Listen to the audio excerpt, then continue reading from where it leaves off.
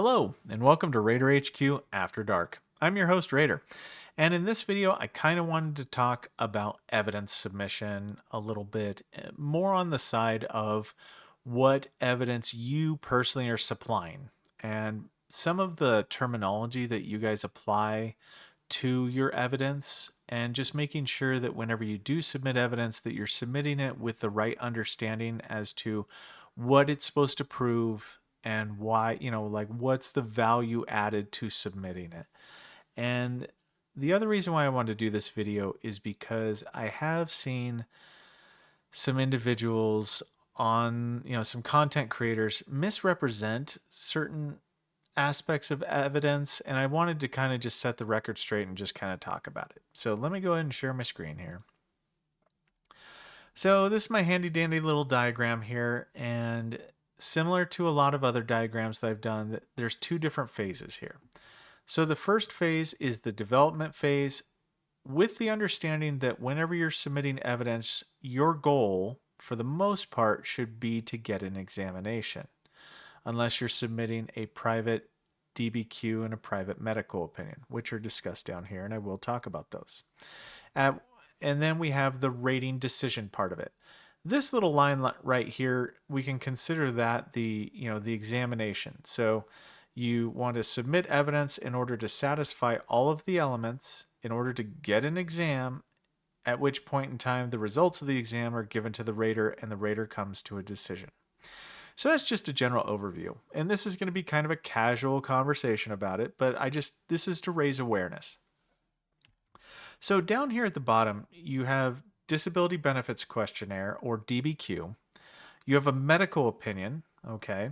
You have a nexus statement, which is a common terminology that I hear in the veteran community, but it doesn't mean the same thing on the VA side of the fence. A personal statement, which can have multiple meanings, a buddy statement, a credible lay statement or a credible buddy statement, and then you have just a normal credible lay statement, okay? And these are just some of the examples that I wanted to point out and kind of make light of. So I'm going to start off with the medical opinion.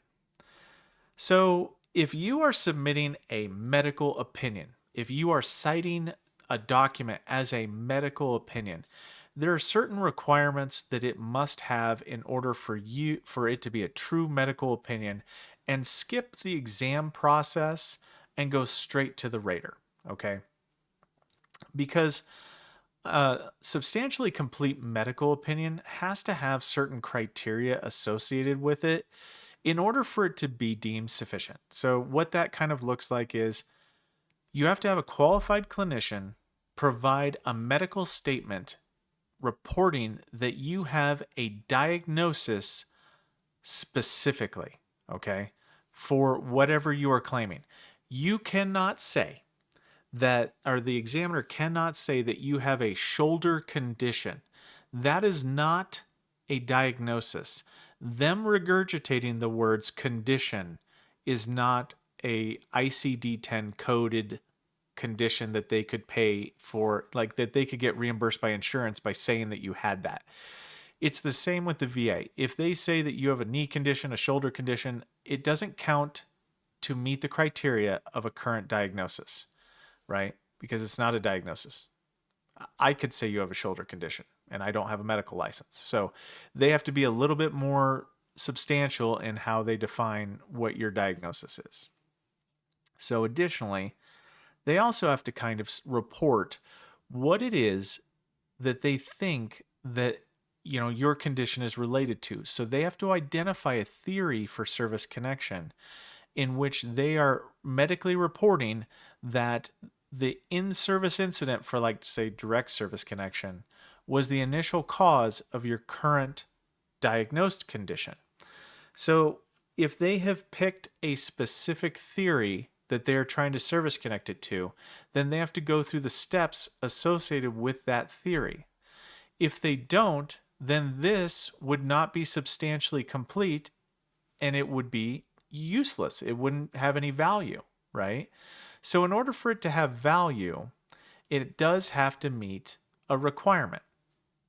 So in addition, to saying that, I think that, the in-service event caused the current diagnosis, they have to provide the explicit language of, the condition is more likely than not, at least as likely as not, likely the cause of, anything that would be considered to be more declarative that, the in-service event or whatever element two is for the theory that we're talking about caused the current manifestation of your disability. Okay. And finally, there also has to be the criteria of satisfying that the current person filling out the document is who they say they are and is a qualified clinician to do so. So, in order for your medical opinion to be deemed sufficient, they have to, if it's written out like on a Word document or on letterhead, they still have to provide their name, their title, their credentials. They have to provide their NPI number, their address, their phone number, contact information, and whatnot for the medical opinion to be deemed sufficient.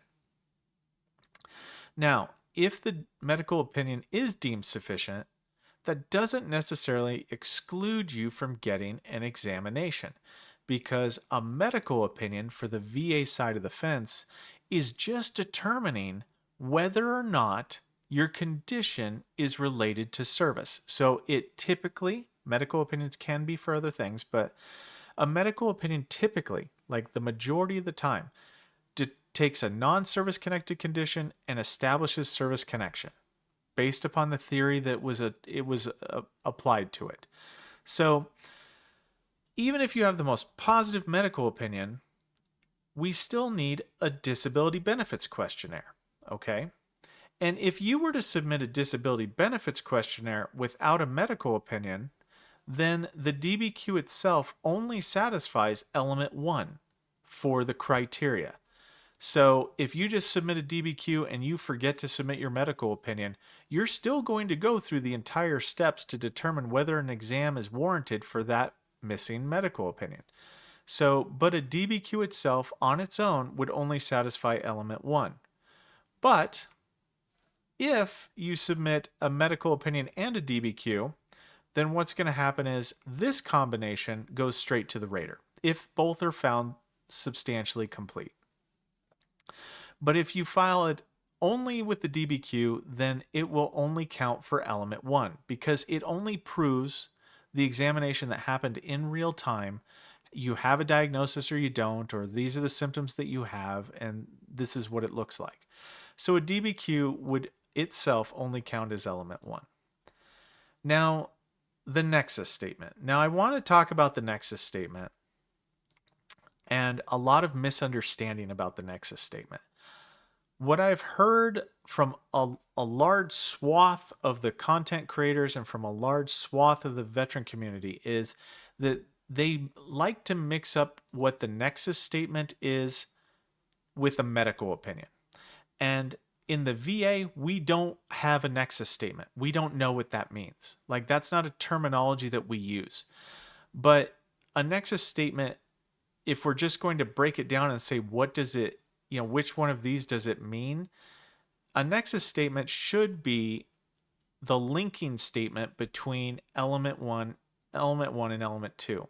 So it would be a statement like, I've had, ever since my injury in service, I've had knee pain up until today. It's just you talking about either chronicity, continuity, or linking it.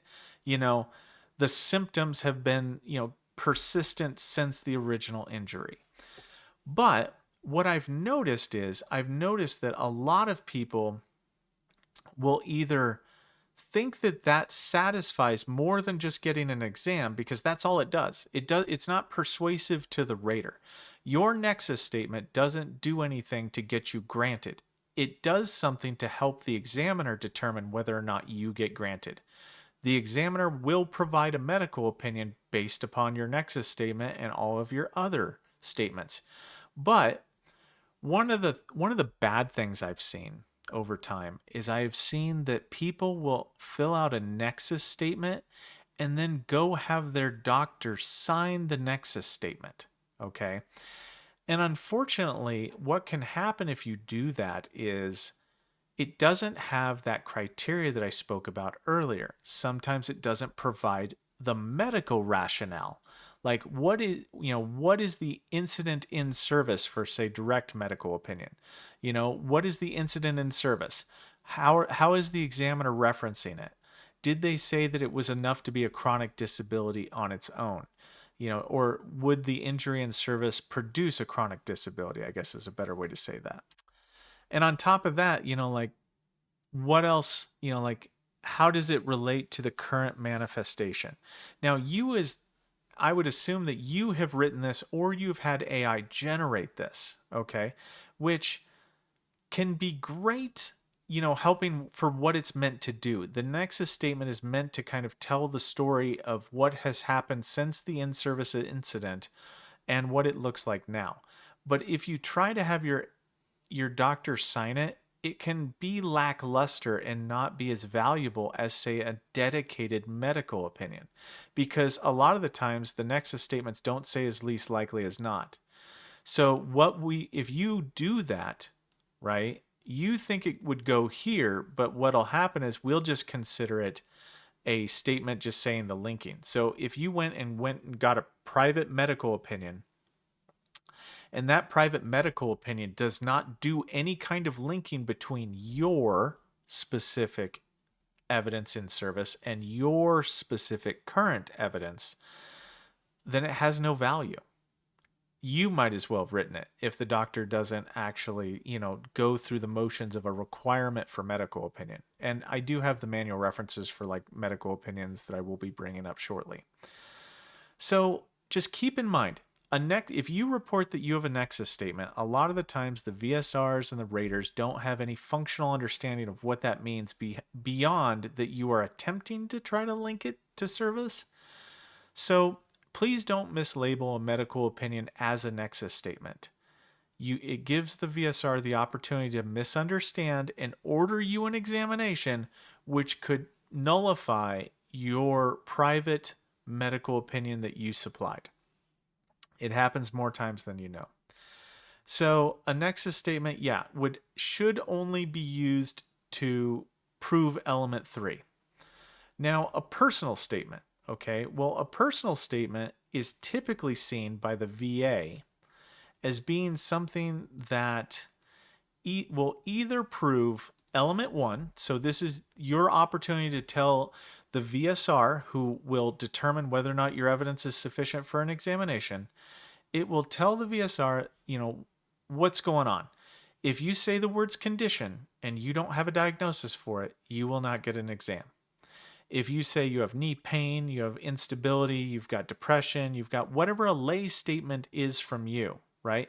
Headaches is a lay statement. Migraines is a diagnosis. If you're not qualified to make a diagnosis, then you are wasting your personal statement. If you use medical terms that you can't support with additional evidence, right?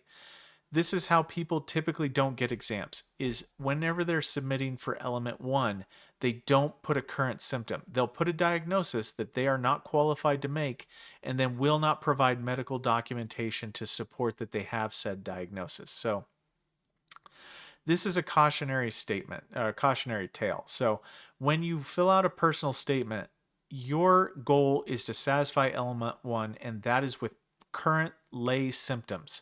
I have headaches this frequently. I have constipation. I have diarrhea. I have shortness of breath. Whatever it is that a lay person can tell another lay person, this is what you want to do. And a personal statement can be used to satisfy element 1, but it can also be used to satisfy element 2.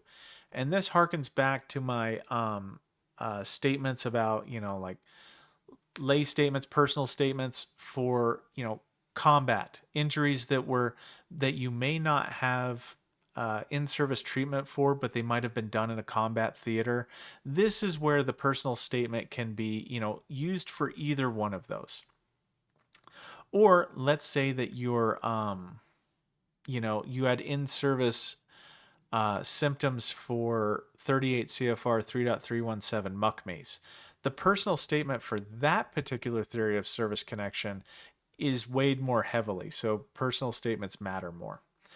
And what I was going to go with on this is that when you qualify, when you submit your personal statements up at the top, please let us know what it is that you are trying to tell us in the first sentence. These kinds of statements should be short. They should be concise. They should get the job done. We don't need, if we're trying to service connect and you already have evidence to support an in service, to support satisfying element two, there's no reason to rehash that in a personal statement if the goal of the personal statement is to satisfy element one. So just keep that in mind, please, because you want to keep your statements as focused as possible, and you want to tell the VSR so that way they don't go, okay, it's a 5-page long document, I don't have time to read this. And sometimes they do that. You'll lose your audience, or maybe they're skimming it and they miss it, right? Like, you want to make it to where there's no opportunity for the people that decide whether or not you're getting an exam for them to miss the critical information that you're trying to tell them. So, one of my suggestions might be is have somebody that read your personal statement and have them tell you what it is that you're trying to tell the VA with their statement. That way you can kind of test the waters of the average layperson, because for the most part, the VSRs and some raters have never had any medical background. They've had no, legal background. They're just, working a job. So just keep that in mind. So personal statements can be applied towards element one, element two, and also they can technically be like, you can use a personal statement to do element three also, to establish chronicity or continuity. It's just you making a statement. You're not pigeonholed to what element you're, trying to satisfy here. And technically you could include all elements in one single personal statement. But when you do that, when you make things more complex, it gives the VSR and the rater the opportunity to miss what you're trying to telegraph to them. So buddy statements, okay? Buddy statements are similar to personal statements, but they're just filled out by another person, okay? And buddy statements can once again satisfy all three of these elements. But, okay, a buddy statement talking about how, like, hey, look, I've known Jimmy for 18 years and he's had knee pain forever. Like, they can do all three elements in here. But I need to know how you know Jimmy. Okay? I need to know how long you've known Jimmy. I need to know that, especially for element 2, to satisfy element 2, if your buddy is trying to convey that they observed that you injured your knee in service and, for valid reasons didn't go and seek sick call or treatment, you just kind of suffered through it. I need to know how Jimmy was at the same location as you. They need to submit a DD-214 with their thing. They need to submit something that shows that they were part of the same unit at the same time. And the reason why is because the duty to assist is for you and your records only. I cannot go get Jimmy's records. I can't do that. That's a HIPAA, like that would be a violation. Like, someone would ask me, why are you in this guy's chart? Why are you in his records? He didn't file a claim. You have no business being in there. It would be a bad thing. There's no way for us to cross-reference a person, okay, a buddy. Now, a spouse, submit a marriage license that shows that, you guys were married before the incident happened, or before the information you're trying to telegraph in the buddy statement to the VSR and to the rater and to the examiner. Show us how that person would have that knowledge. It's a must. If you don't do that, then the value of this goes down, right? The value of this gets next to nothing, because I can't prove that they would know that information. They have no credibility until you make them have credibility by having them submit something that shows they would have that knowledge. And then just a credible lay statement. This is similar to the personal statement. This is how we reference it, okay? So we reference it as a credible lay statement. Nope, that's not right. So we reference the credible lay statement as all of these pretty much, except for a buddy statement. Buddy statements are also referenced by the VSR and RVSRs. Like we do use that terminology in there, but we don't use personal statements as much. We use credible lay statement. It's because it's in the manual and we kind of regurgitate the manual. So just to summarize this one more time, a lot of the time people do not get exams because the VSR, who is charged with determining whether or not you satisfy all three elements in order to warrant an examination, you either, you know, I have seen it to where the veteran has buried their information at the bottom, like page 37 of a claim submission, a document submission. Don't do that. If you have a nugget of information that's going to prove one of these elements, okay, you need to submit that evidence separately so it stands out, so that way the VSR can find it, so that way the rater can find it. I mean, if you don't do that, the best case scenario is it gets missed and your claim gets delayed because the rater will find it, and then they'll go, okay, well, you missed this. Please, delay the claim for another 30 to 60 days and get an exam. So a lot of the delay of your claim can be a self-inflicted wound that you cause inadvertently because of how you submit your evidence. Okay? Not labeling a medical opinion, mislabeling a nexus as a medical opinion, not labeling a DBQ, a disability benefits questionnaire, as that. Not actually saying what your credible lay statement is about. Up at the top, meant to satisfy elements 1, 2, and 3. That's what I like to see. Dress right, dress. I mean, obviously, if you don't have the capacities to be that diligent, then I say separate out as much as you can and do one of these statements. Like if you're going to submit a statement for each one of these elements, make them separate, but keep them concise, do the best you can, and separate them out whenever and upload them separately. So that way you can reference it easier. Like if you need to do a higher level review because they did not consider certain evidence, then it's separated out to where top sheeting is not as high a risk. They're not going to burn your claim because they've got to look through a 40-page document, because what matters to the VSR and rater is completely different than what you think matters to the VSR rater and to some extent the examiner. Because for your personal statement, I just have to say, like, I have knee pain. Cool. I have to find one instance of that. Current symptom. Great. Element 1 is satisfied to get an exam. Like, that's the way the VSRs think. They're like, just have to find one incident of it. Same thing with element 2, like in service, direct theory of service connection. I just have to find one iteration of it, one instance in your record, and it's good to go, sending it, which can be problematic if they just go with the first thing they find, because it might not be the most probative thing. Like, hey, look, I hurt my knee, or I had knee surgery, like if they come across the first thing where it says I hurt my knee, and that's all the records they send to the examiner, well, they don't have, the examiner won't have a complete picture. So, maybe telling the VSR in a credible lay statement, about the fact that you did have surgery in service, but, it doesn't show up there, or, just explaining yourself better. So I've rambled on quite enough, but, so yeah. And once again, I'm going to go back to the reason why I did this is because this nexus statement thing where people are like, just sign it, or just, all you have to do is a nexus statement. No, that'll satisfy for element 3, but it's not the same as a medical opinion. I don't understand why these terms are getting conflated.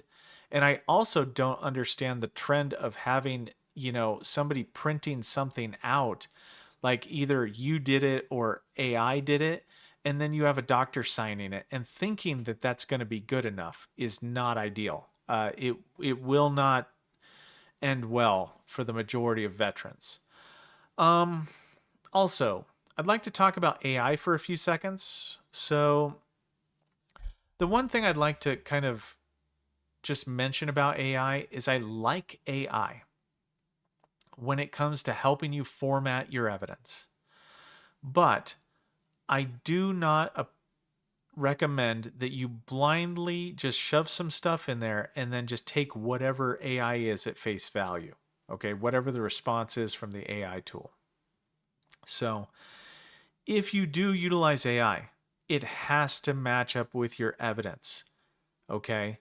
Like I have seen, because I can kind of tell sometimes whenever, somebody's used AI to format something because it doesn't match any of the rest of their writing style, which is fine. I mean, that doesn't bother me. Like somebody using AI is actually, it's pleasant that they do because they put some thought into it.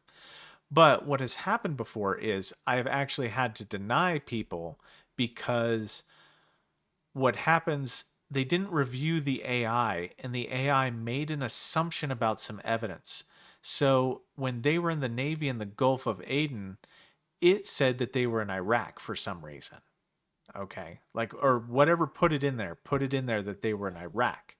Well, once the the statement, the current, personal statement or whatever you want to call it, once that put that in there, I had to track that down, right? And I couldn't find anything related to Iraq's service. I mean, I could find the Gulf of Aden, but when we started looking for Iraq service, it made it to where the credibility of the individual went down because I'm like, I can't find this. Where, what is this? Are they making this up? Like, what's going on? Because it wasn't matching up with their records. So it made it to where I couldn't absolutely trust the record, and I had to put on my scrutiny hat and start scrutinizing the claim where normally it would just be an easy grant, right? 100%. Like for this one, it was a like a 38 CFR 3.320 respiratory condition presumptive for asthma, and I was going to give it to him for the Gulf of Aden, but what happened was the VSR had saw that they weren't there, so they ordered an exam, right? Because they're like, I don't know what's going on, right? It doesn't match up. It's not matching up. Well, they did it for direct because the veteran had said in the documents that they had started having the incident in service. And typically, when that happens, when you have a situation where the person's condition started in service, as long as it happened after the deployment, it's typically not a bad thing. But what actually happened was they went for a medical opinion, kind of situation to see if it was directly service connected. And the examiner said, no, no, no, this is related to something completely different. So what happened was because how the veteran submitted their personal statement, we'll say, and it wasn't AI's fault, right? It was just the fact that the AI kind of just flubbed a little bit and said the wrong thing. It made the veteran have to get an exam, and that examiner disqualified them from the presumptive asthma, which that person was upset. And I actually called that individual and said, look, I'm really sorry. You need, my hands are tied, like I can't do anything about it. And I'm sorry for that. But the way that this is written, it caused doubt. And then we can't undo evidence. Okay. Once evidence is unnecessarily created, you can't look the other way. So that is why this is so important. That is why making sure that what you're trying to tell the VA, okay, especially in this situation where you have private DBQs and private medical opinions, you need to make sure that you are not doing something or saying something that will reduce the credibility of these two statements, right? That are going to the rating board and going to get granted because everything looks great. But you submit something that causes a confliction, and then these two, they now have to go over here and they've got to get actually reviewed in the exam process. That's a nightmare. Sometimes it can work back in your favor to where, yes, you know what, the examiner that we send it to, they agree, and then that's cool. That's like the best case scenario. But there is nothing more frustrating, and I can only imagine this, than paying somebody to review your evidence, put in the time, put in the work, put in the diligence, and then because of some kind of nexus statement, or you didn't double check something, or your evidence isn't dress right dress, that all this hard work and effort gets disqualified and then you get denied. So I want to make sure that that doesn't happen. And that's kind of why I was, reviewing this with you guys. I know a lot of you probably won't find this helpful or anything, but it's just me kind of rambling about it. I wanted to discuss it because it's been really bothering me with this nexus statement and how some people are misrepresenting what the nexus statement is. They're misrepresenting it like it's a medical opinion, and that's honestly not the case. And if you think that that's what it is, then I'm sorry, but that's not the way it's going to be interpreted by the staff. So I wanted to just kind of talk round up here, and we're at 30 minutes. We might as well just go all the way with this one. This is me just rambling. But the purpose of obtaining medical examinations and opinions, right? So I just got done talking about all this thing about evidence and why I think you should be focusing and making sure that you're telling us, what you're trying to prove to us with the evidence. And the reason why is because there's a review that happens by the VSR to determine whether or not the evidence is sufficient enough to trigger the duty to assist to get an examination, right? You have to prove that you have enough evidence. Uh, even in a presumptive claim, you have to prove that you have a current diagnosis, right? Like, so there's no condition that's exempt from having to prove to a VSR that you either need, you know, to satisfy that evidence to get an exam, or on the flip side, whenever you have a private DBQ or medical opinion, that your evidence is sufficient enough and without confliction to warrant not getting an exam. No opinion needed. And it says here, an examination or opinion is not part of the duty to assist in a supplemental claim unless new and relevant evidence is secured. So the reason why I point this out is because when you submit your original claim, if you should do something that inadvertently gets it denied, then you have to secure even more evidence in order to get where you were beforehand. So you would need to submit even more evidence to get an examination that you should have gotten the first time by not adequately labeling, not adequately submitting the evidence of record. So, and then we come down here to 411A1B. Regulatory standards finding an examination or medical opinion is necessary. And here we go again. A medical opinion or examination is necessary when there is not sufficient medical evidence of record to make a decision on that claim, and there is a competent layer medical evidence of a current diagnosed disability or persistent recurrent symptoms. The evidence establishes that the veteran suffered an event or injury in service or has a disease or symptom of a disease of these presumptive conditions here manifesting during a qualifying period of time. The evidence indicates that the examination or that the claimed disability or symptoms may be associated with the established event. This is just basically talking about all the evidence that I was speaking about before. Element 1, element 2, element 3. But look, this thing. Look at this important thing right here. An examination and or opinion is not warranted until all three elements described above are present in the evidence. So they can be present, but if they're not seen or if they're not represented to where they come to the forefront of your evidence, then an exam is not warranted. And this is how exams get missed all the time. So scrolling down here, reviewing evidence before determining an examination or opinion is necessary. So this is, once again, this is the VSR's domain. They're going to say that, there is enough evidence or there isn't enough evidence, but they will review it. Like, there's no certainty. You can lay the best evidence down, but if you don't present it correctly and if you don't use the right terminology, then it can get overlooked and you can have your exam missed. And then timing of the examination and or opinion, determining when other development is required. So this is another thing of submitting your evidence with your claim at the time of your claim, because sometimes what I've seen is people will do the trickle effect. They'll submit something else, and thinking that they have a lot of time before the VSR does their assessment. Currently, we're talking maybe less than 20 days for getting in the hands of a VSR is what we're kind of looking at to see if the examination is there. But, you know, there's also a relevancy.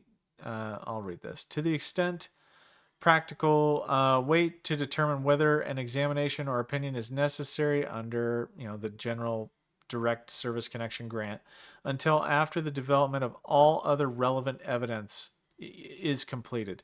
And the reason why I wanted to highlight that is how you write things really matters, because VSRs and raters can deem evidence to be not relevant to prove anything, right? So you can say, hey, look, I need my ophthalmology records, submitted.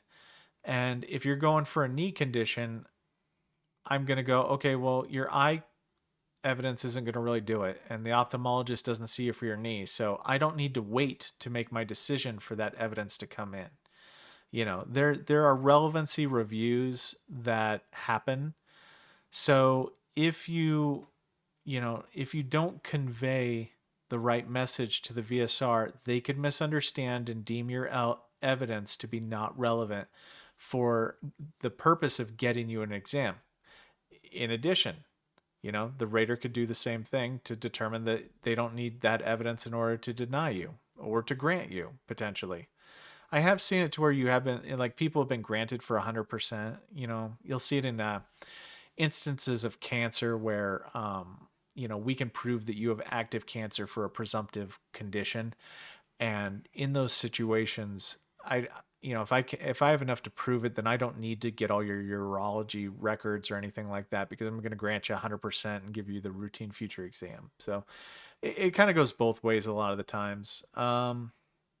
And this is just documentation, but I just wanted to kind of point that out. I know this video isn't, it's not some of my best work. It's just something I kind of wanted to talk to everybody about, to let them know that, hey, we don't look at things the same way that you guys do. But the pitfall is that nexus statement, that nexus letter, that I have no clue who started that terminology, but it is not meant for what people think it is, because they think that the nexus statement, a lot of people do, they think that the nexus statement is the same as a medical opinion, and it is flat not correct. And please keep that in mind. That's about all I got for you today. Sorry for the ramble, but anyway, if you like this rambling and you liked kind of me just rambling about stuff, then do all the YouTube things, like, subscribe, and all that kind of nonsense. Anyway, thank you for listening and watching. Raider out.